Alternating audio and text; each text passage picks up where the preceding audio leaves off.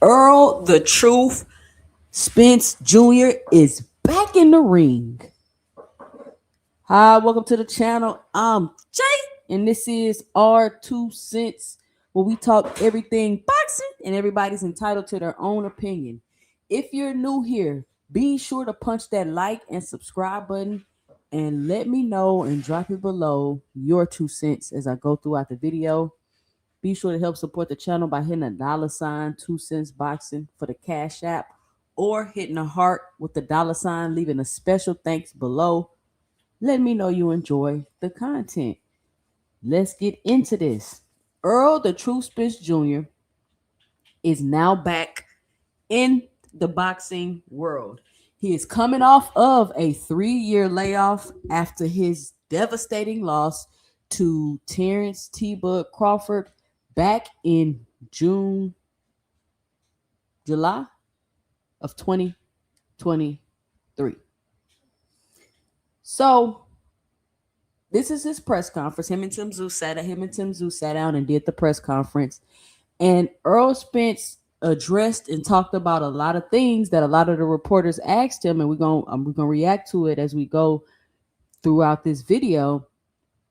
And he answered a lot of questions that the fans had, people were wondering. And the thing I like about this interview is that Earl was very honest. You see him as they're asking him the questions, you can see him like thinking about the answer he wants to give, and him really giving a genuine answer. And for one, that's how Earl got his nickname, and for two, I think that's what people just really admire and just simply adore about Earl, is just how honest he is, and how straightforward he is. And he even, expresses like, how his character is just to always try to be thorough, and how, you can't kind of be like that all the time with certain people. But let's get into it. Let's check it out. No thoughts about, question yourself, do you want to come back or do you? But, that day was more like, yeah, I want to come back. It was 100%. So, that's why I went. Errol, how's it training with Ronnie Shields for the first time? It's great. I like it. I'm learning in the gym.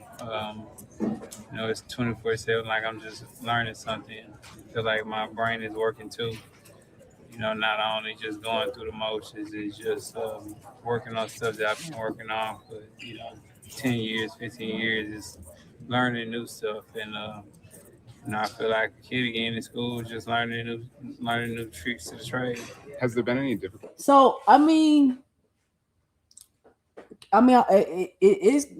If you listen to what he just said, he's saying that, to ask him about his training, how is it training with Ronnie Shields, and he's expressing how it feels to be with Ronnie Shields, and the fact that he's not just continuously training on the same things he's been knowing. He's actually learning new things from Ronnie Shields. Now, considering how long Earl's been fighting, considering the layoff, and we all know, like, when you get a new trainer, sometimes it takes a couple fights before things really start to, gel and mesh together. And Errol Spence, his style is his style. He's been fighting the way he's been fighting for a very long time.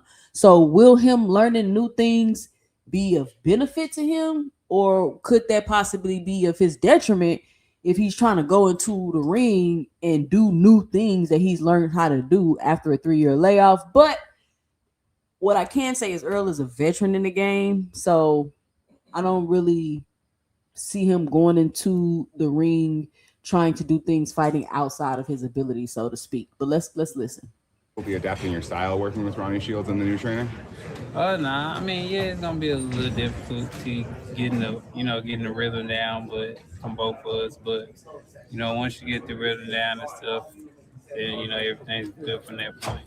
Was going to Australia maybe part of the getting up for a fight? Obviously, Tim's a tough fighter himself, but kind of give yourself a little more, like you're not going to be in friendly ground. Oh yeah, definitely, man. Man, life is short, and I feel like I'm always looking for a high, and I feel like this is the high for him to go into a foreign territory, a foreign stadium and where all these fans. I don't know where the venue gonna be at, but I'm sure it's gonna be 40, 50,000 plus fans. And, they're all going against me, so I feel like that'd be a great moment. Errol, Anybody else have questions? Was there a great? So there was a lot of people questioning, why is Earl going to Australia? Why is Earl going to Australia? And you know what?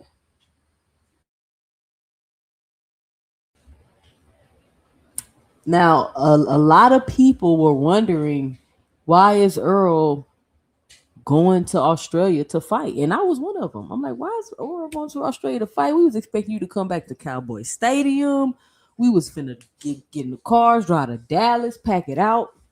You fight in Australia because you want to put yourself in the most ridiculous situation you could possibly put yourself in so you can feel good about winning in a high pressure situation like that, which is cool. That's what you like to do. You say you like to go to people's country and beat them and see half their fans walking out and leaving because they mad. So I guess that answers everybody's question. Like, he wants to go in somebody else's territory and win. That's what he says his reasoning is for going to Australia to fight. What do you think his reasoning is? Let me know and drop it below. Was there a moment that stood out where you said you were convinced to come back to the ring? You talked about that up there, but where was the time? What was the situation where you said, that's it, I need to come back?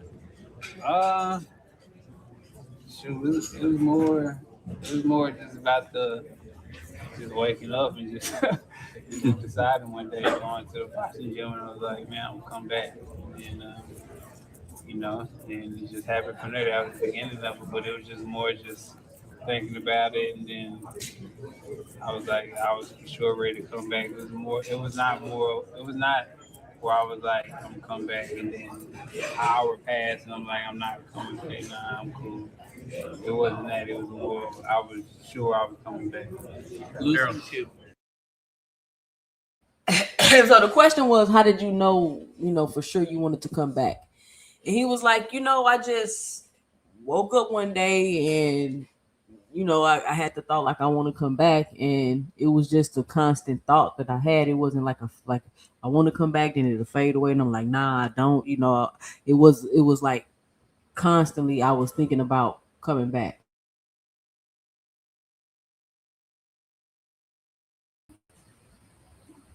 Probably the best fighter of the generation is absolutely not a crime at all. I mean, did you also, discuss that in your mind and say, like, look, I still have it. I still can prove how great I am? A little bit, but it didn't go like that. What's it like being working with Jermell in Ronnie's gym? Oh, it's great. It's great. Jermell is, his motivation. Just, being in the gym with somebody of, Jermell caliber just like me, and just working together, hitting the bag together. I mean, it's great. And just getting him in the gym, it's great. I like it. Have you guys done Steve, sparring? let's get some more questions. You guys have And y'all peep how you feel me? Y'all peep how whoever this is right here just did that Jermell talk real quick, made them change the subject. Earl started laughing. I don't know what that was about, but he did it that. Said up there that you understand if people thought you were a shell based on the last performance against Terence. What's your form now compared to what you brought into the ring July 2023? This version of Errol Spence versus. Shout out to Sean Zattel asking the tough questions, asking the good questions. This is Sean Zattel's interview. This is from his channel. I will give credit in the description below so you can click and go check it out for yourself. But let's get back into it. There, and was there ever a time you wondered in this layoff, maybe I can't do this anymore? I mean, now I think just even seeing me up there, like I'm more energy, more live, mentally better, physically better, and like I said, I'm a realist. I can see why people would say, oh man, I don't think he's a shell of himself, where he's not coming back. Because I would think the same thing if I was on the outside looking in. So no knock to anybody. They should have reserves about me, but it's gonna be a good showing. Did you feel? So Earl didn't come in on here and get all in his feelings and call people names because they had questions about him or what he was capable of doing. He said, "Hey, that's what's up. If that's what y'all think, I mean, hey, I can see how y'all can feel that way, but I mean, y'all gonna see." And he keep it moving. He not getting all emotional about it. He not doing none of that. He didn't do none of that. Your balance wasn't right in that fight with Crawford, and if it wasn't, why is that, and how do you shore that up for this fight with Tim Tszyu? I'll talk about that in my documentary. If Netflix want to buy it, we'll definitely have a documentary talk about all that. What is it that So he say one day he gonna tell it all. One day Earl, he say he got a documentary Netflix want to buy. One day Earl gonna tell it all, and we're finally gonna be able to find out what happened and what was going on during the Terence Crawford fight, because for everybody who's honest, y'all know something wasn't right that fight. He said online that kind of upset you and didn't want to shake his hand. Just a lot, just him being just dismissive, just saying little things, and how he gonna retire me, and just saying little stuff, and man, this at the end of the day, this is a war. I'm coming into a foreign territory, coming to, he's coming to retire me and, take my name, and I'm coming to foreign territory and, conquer his stadium, conquer his country. So I don't think there's no need for just shaking hands and ha-ha, and then next thing you know, we trying to knock each other head off. Like I told him, I'll shake a hand, give you a hug after the fight. But right now it's game time, it's war time, and we going to war. So I don't give a fuck about all that shaking hands and kissing and all that shit. Yo, Errol, 3 years ago, man, you were one of the first from this modern batch of. Hey, Earl started getting savage right there. He started getting a little dark, didn't he? He was like, "Man, listen, I ain't got time for all that shaking hands and shit. Like, forget all that. Like, they're like, Earl, how come you didn't shake Tim Tszyu hand? What did he do to make you mad?" Earl like, "What? Man, he been talking noise, writing me off. Man, he like, forget all that. We about to fight anyway. What we shaking hands for? It's gonna get real bad in that ring for Tim Tszyu." Fighters to bring up the sanction fees and question that. Where do you feel about everything that's gone on since your absence and the movement, specifically the Zuffa versus the traditional old school wars going on? I can't really speak on that because when I was away. So, so I was nothing but family time. I was away. I watched a few fighters that I know. Like when they fought, I watched their fight, but like I wasn't keeping up with none of that. Like I was totally locked into the real world. Do you still feel belts are important though? I mean, man, I'm talking as a 36-year-old man, but when you're 20, 19, 21, and you first turn professional, I mean, your whole goal is to get a world title. That's the only thing you dream of. I wasn't dreaming about making $2 million. I wasn't dreaming about driving Ferraris and all that. I was dreaming about being a world champion. So, I mean, I can't speak for the younger guys and younger generation because that's what they want. They want to win world champion. I mean, they want to win world titles and stuff, but, me being that young, I also wasn't worried about, my finances and stuff like that too. So, it's kind of a double-edged sword, but I mean, it's gonna be whatever it's gonna be. But I mean, a lot of kids out here, I wouldn't be who I am today if it wasn't for. My goal was to win world titles. When I was 15, 16, I was watching nothing but title fights and seeing these guys with all these belts and things like that. And that's what inspired me to be great. It it wasn't really about the money until I got a little older, started having a family and stuff, and then start dealing with the finance and stuff like that. But you know, everything. It is a huge problem in boxing that we do need to fix, and hopefully it'll get fixed soon. I mean, boxers need representation. I mean, it's gonna be hard. It's gonna be hard to even have a damn union because I mean we are independent contractors. So how we gonna have a union when we're working? So Earl is saying, he don't really know what's going on with the Zuffa stuff. Now I don't know if he don't really know what's going on with the Zuffa stuff, because that's like, come on, Earl, really, you been under a rock like that? You've been under a rock like that? But he's also acknowledging that, there's some things in boxing that need to shake. There's some things in boxing that need to shake. And he's also pointing out the fact that, the belts mean different things in different times and points in people's careers. When you're young, you want the belt, you want the world titles, you're trying to build yourself up. When you get a little older, you're more focused on your finances because you got a family to take care of. But Earl was fortunate enough to be able to chase his legacy and become a star both at the same time while doing both. Right? He was able to naturally grow his market. He wasn't, dipping and dodging and picking this fight and moving to this weight class and doing that. He wanted to collect all the belts, and that's exactly what he tried to do.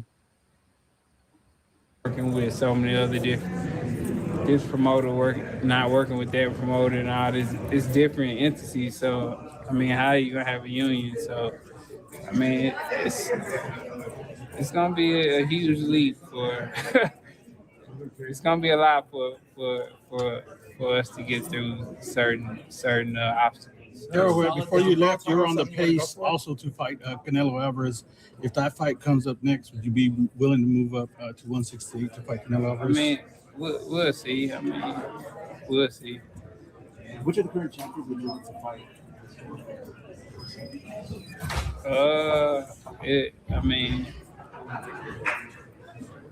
Once you get to a certain level, I mean, you're not really worried about champions.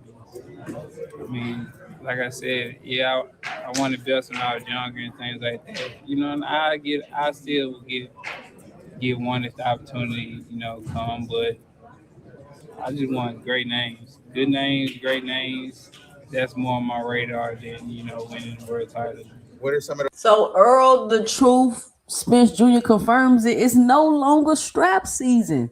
Strap season is now officially over. He say he ain't really interested in getting the belts right now at this point in his career, but he may, if he come up on one, he may make it do what it do. Right? He can't just let the opportunity completely go. But he say he just want the big name fights. Give me the names. Let's do it. I just want big fights. I just want to put on big fights. Let's entertain the fans. Let's give the people what they want to see. That's what he's saying. So from what I got, y'all let me know and drop it below. I got strap season is done. those good names, great names that are out there right now for you? Good question. Charlo. Did you guys have a falling out? Did you and Matt have a falling out or something? Nah, we didn't really have a falling out. I mean, dude been kind of, I would say, jealous of me. Dude been kind of jealous of me because, I mean, I guess he looked at me as like, I guess, PBC, Golden Boy or something and all this and that. So, I mean, he been jealous of me, but, I mean, the proof is in the pudding. It's the reason why he hasn't had a fight yet. And it's the reason why I can say, hey, I want to fight, and then I have a fight tomorrow. You know what I'm saying? I mean, shit, people tired of goddamn, giving him fights, and then you get in the red because he fighting and he ain't got any fans. Like, where can Jermell fight at and sell out? Can't even fight in Houston and sell out. Like, so where is he fighting at? Like, he mad at me, but We might handle that in the future. Did you feel that in the gym or something? Ooh, Something like you see yeah, that? Earl say, listen, Earl say he think that Jermell just been jealous of him, and now it's his shot to try to call him out to fight him. Like you been waiting to try to, you know what I'm saying? Get at me. He like you jealous of me because it ain't no money to be made with you. Nobody rushing to try to make no fights for you. Or like I say, I want to fight. Boom, I gotta fight. You say you want to fight. You sitting on the shelf. That's what Earl's saying. I don't know why they won't make Charlo a fight.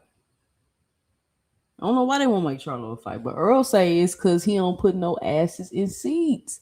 Where is the fans? And then he say, hey, we may handle that in the future. So he putting Charlo on notice, like, I got you, I see you, I hear you. I felt a little bit in the gym, but trying to be solid, man. Most times you can't be solid all the time. You gotta, listen to your intuition and, not mess with people how you mess with people. But, that's just my courage to try to keep it solid, trying to be thorough. Fans love your ring walks, man. I mean, it just seemed like Earl, like, he said, just trying to be solid, man. And then, he just shook his head. He looked really, like, disappointed. Like, he just been trying to be solid, and folks just ain't, wasn't just really solid. And he's saying you just got to listen to your intuition. So he basically going against, like, what he really just thinking and feeling, trying to be solid. And you going against what you really thinking and feeling, and not do want to fight you. They calling you out. They saying Tim Zoo finna beat you. Well, he put Charlo on notice, like, I hear you. We might handle that in the future. He let him know. Any chance you take somebody like Big Tuck or Yellow Beezy out there? Nah, it might come out to the Aborigines or something in Australia or something. Might look at them, come out to them. It's a lot of injustice going on in Australia right now, especially with the Aborigines and stuff. They got their own flag and everything, so might do something with them, come out to their flag and have a little fun. Coach Ronnie. Okay, so they asked Earl, hey, you gonna come out with one of these rappers or something? You gonna turn up for your ring walk? And Earl like, nah, I'm going, some injustices going on. I'm gonna bring attention to that when I go out there. I'm gonna represent for those people that are dealing with those injustices out there in Australia right now. Wow, that's pretty deep. You've been with Errol. You've heard all the speculation and the commentary about he's washed, he's this, he's that. What have you seen in your training, in your moments with him? What have you seen? What does he have left? Well, tell you like this, right? The layoff, I think, done him great. And the first day he came in the gym, I pushed him really hard. And I just wanted to see what he had left. And he had more than I thought he had. Because just, when you listen to people and you hear different things, but I couldn't wait for myself to see what I could do that could help him in this game. So he did everything better than I thought he could do. So I know that we got a fresh fighter here, and you guys are going to see it in Australia.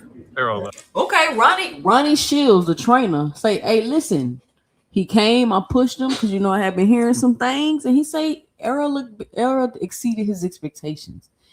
Errol exceeded his expectations. He did more than he thought that he would do. Now, either they bluffing, or Errol really came in there and was really pushing it, and he really showed that he had more left in the tank versus what people were saying. But this is Ronnie Shields. I don't think Ronnie Shields would be capping like that. Tim was talking about this is going to be his last fight in retirement. Do you see this as, for both fighters, the loser is looking at some retirement? Yeah, I already got my right foot hanging out the door. Hey, we never know. But in this fight, though, Fundora, who's a southpaw like you, super busy with his volume and his jab.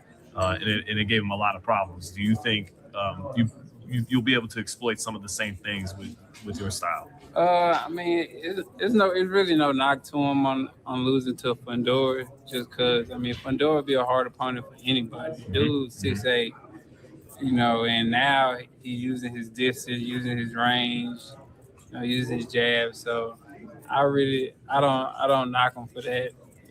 He put on a hard fight. He kept coming. He never gave up. He tried to give it his all. You know. Earl, just to piggyback off of what you just said, though, this is, I think, something that a lot of fight fans are wondering as they sit at home watching this video right now. You said you got the 1 foot out the door.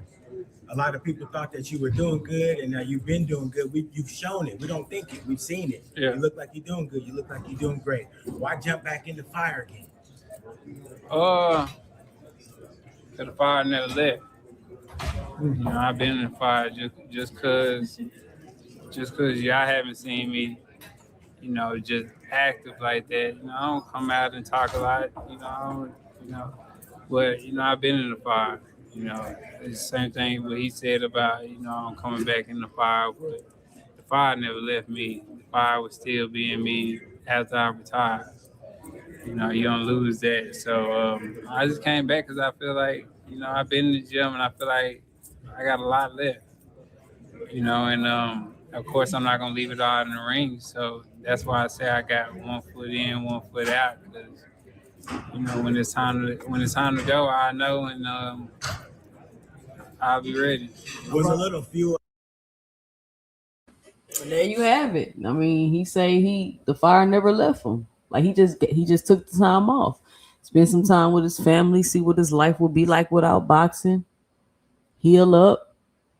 He's like, what, 200-300 amateur fights, chasing the Olympic gold, then straight to professional boxing, chasing championships. Like he never took no time to rest. No tune-ups, just tough fight after tough fight after tough fight. So maybe the break did him some good. Maybe he comes back not prime Earl, but just a better Earl than he was before he left. And that version should be able to beat a Tim Tszyu. And Tim Tszyu said this is his last fight. He about to retire. So basically, Sean is saying whichever one of y'all loses fight is need to retire. Basically, is what Sean is trying to ask. Added to that fire when the commentary about that nobody in his family has lost in Australia. I saw you kind of light up when they said that. I mean, a little bit, but I mean, yes, that was first time for everything. So I definitely look forward to defeating him in Australia and just disappointing all those people. Hey, I asked him a similar question, man. We keep hearing about, does Errol still have it? What has he lost over the years? Can you talk a little bit about, not do you still have it, but what have you gained? What can you bring in your time away to the ring that's going to help you that we may not notice? Just I feel more mentally just sharper, just physically stronger. I just feel like this layoff gave me time to reflect a lot, gave me time to just recover. I've been boxing for a long time at the top level. Even the amateurs I fight at the top level, fighting six times a week, sometimes 5 times a week, at over 200, 300 amateur fights. So I needed this break. Like I never got the break. Even after my car accident,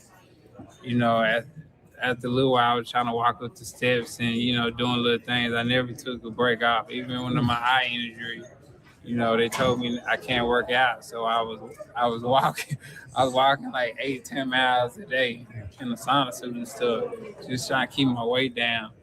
So, I never took a break. And I enjoyed the 3-year layoff. Like, it gave me a lot of clarity.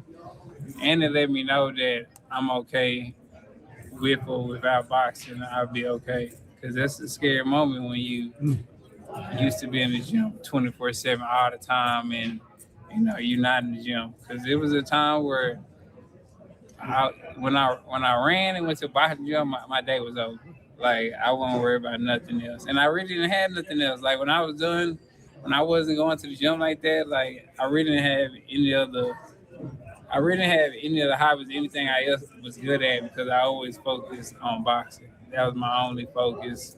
That was the only thing I was worried about. That was it. But it gave me a lot more clarity when I just start focusing on my kids and focusing on my family as a whole and just traveling, just enjoying life and just seeing different things. I just feel rejuvenated. What's it been like? Shout out to Earl. He just feel rejuvenated. He needed that time off. So I mean, we're gonna see how it affected him, or how he is when he gets in the ring. Does he still have the ability to box like that? But look at him. He looks healthy. He looks happy. He say he's doing good. What's it like when you cross paths with Terence? I don't think he winds up getting in the position to get the Canelo fight without you coming to the table and making that fight happen with him. So just what's it like when you guys cross paths and catch up now? When we see each other, we just say what's up to each other. He asked how my kids doing and stuff. I seen his son there, and they just won the wrestling championship or whatever. I dapped them up, but nah, it ain't no bad blood between us. Any symbolism in the hair, the growth and the cutting of the hair? Leftover in your hair? I'm. So there you have it. Him and Terence Crawford ain't got no beef with each other. Now the fans, on the other hand, that's a completely different story. But Terence and Earl, he say they cool. He keeps saying they cool. He dap them up when they see him. I don't even know why people keep asking that, but I don't think I ain't gonna go there. Earl say they cool, then I guess they cool. Always changing my hairstyle. I went with dreads, and then I was like, man, I'm gonna cut my dreads out because summertime is hot. And then when I cut my dreads, I was like, I want to keep something, so I wicked it in the back. It's like I wicked it in the back and just made it into a rat tail. And then just by coincidence, like I had forgot that Tim Dad used to wear the rat tail. So that's what I was. Yeah, Tim Dad used to wear the rat tail. I was like, nah, I didn't do it. I didn't do it because of him. I just trying to do something, because I always wanted a rat tail, so I was just trying to do it. And then by coincidence, I guess it was just meant to be. So Earl just playing with his hair again, nothing significant, nothing special to why he cut the dreads. He was just sick of the dreads and wanted to change his hairstyle again. So there you go. Because I was wondering why he cut the dreads too. Rock with Jermell Miller. Oh, hell. Nah, man. Last question, guys. Earl, when you got back into the gym, was there a point where you're like, man, I'm back? We're like, oh yeah, I'm back. Like, the truth is back. Yeah, it took a while though, because at first, man, like older people, like you hear like older guys, like when they tell you like you get older, like it's not the same when you're young. When you're young, you just get up and go. You're 21, 20, you just get up and go, work out, all that. But like when you start being more intense and getting into it, stuff start hurting, like sides and all that, back, like everything, like stuff that I ain't never felt before it started hurting. So it took some time for my body to adjust it to start working harder, because I just picked up the intensity. So it took some time, but it's been good. But I can't complain. It's all the journey, and it's about falling in love with the journey, because one day all this will be over. Errol, take one more question from Sean from Marcus. I watched several other interviews from Earl, and he keeps expressing how he's enjoying the moment, because one day all this will be over. He keeps like just expressing like, you can just kind of see him sitting in the moment, thinking about the questions, looking around.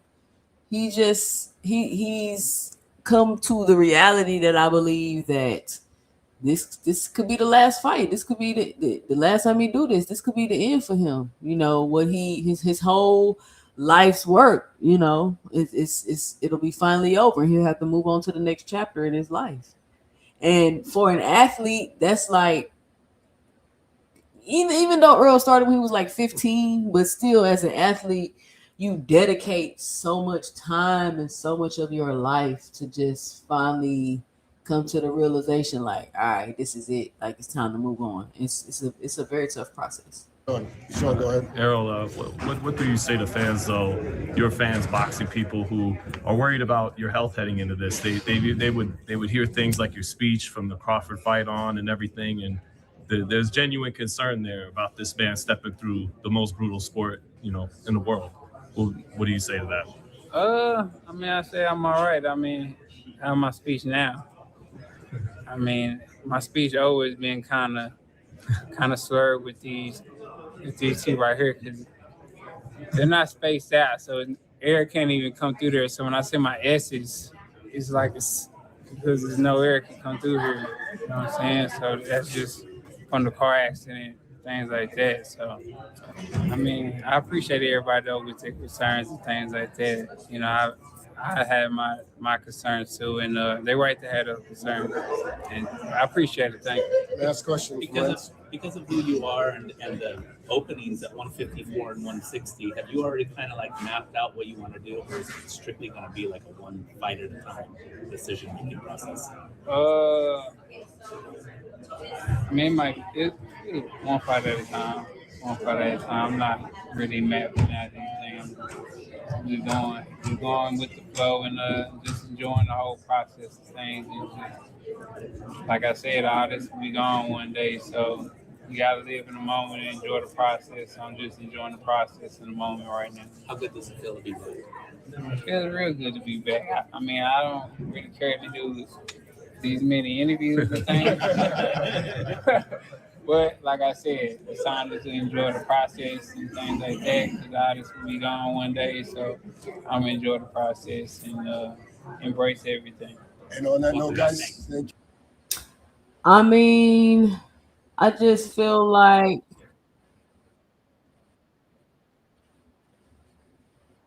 I don't